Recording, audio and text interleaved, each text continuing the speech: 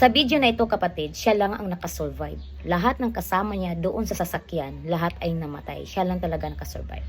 Pakinggan natin kung ano kanyang sinabi. Rinig ako na isang empleyado ng ospital, sabi niya, siya lang po yung natitira doon sa loob ng van. Ako daw yung survivor.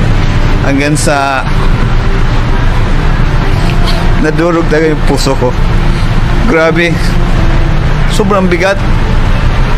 Nag-flashback na lahat sa akin na yung mga sakay ko pinagkatiwala sa akin yun. Yung hipag ko, yung anak, asawa ko, yung kapitbahay namin. Sa akin pinagkatiwala yun, tapos wala akong nagawa. Ako lang daw yung nakasurvive. Wala na sila. Kaya ang mensahe ko po, yung nangyari na yon at tanggap ko na yun ay pinahintulot ng Panginoon. At sila ay, sa amin ay sila ay natutulog lamang. At sa atin naman lahat, alam natin may second coming na darating ang Panginoon. Kaya nung nakita ko sila, sabi ko, masaya na ako na pinahiram kayo ng ilang araw sa akin, panahon, taon. Alam ko sa pagdating ng Panginoon, kayo ay nakahanda na nag-aantay.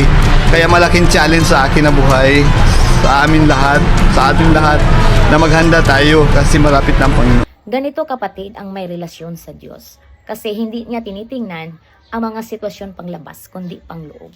Naisip ko tuloy kapatid yung nangyari kay Ho, lahat nawala sa kanya except lang yung asawa niya. Pero hindi niya sinisi ang Panginoon sa lahat na nangyari sa buhay niya. Pagkos kanya pa ito pinupuri. At alam mo ba, ang lahat ng nawala kay Job ay ibinalik ng Diyos. Sa nangyari kay Kuya, hindi natin alam kung anong mangyayari sa kanya in the future. Basta manalig lang siya sa Panginoon. At nakita naman natin ang kanyang statement. Ang sabi pa niya dito, pinahiram lang sila ng Diyos sa amin. Natutulog lang sila, napatawad ko na ang driver. Yan ang kanyang statement kapatid. Nakita mo talaga na hindi lang panglabas ang kanyang tinitingnan, kundi yung pangloob. Dahil alam niya may second coming. Alam niya na bubuhayin tayo muli ng Panginoon. Yan ang may relasyon sa Diyos kapatid. Isa siyang Seventh-day Adventist. Kahit anong religion ka, basta tanggapin mo ang Panginoong Hesus, may relasyon ka, ganyan ka rin mag-isip kapatid. At hindi siya nag-revenge doon sa driver. Bagkus pinatawad pa niya.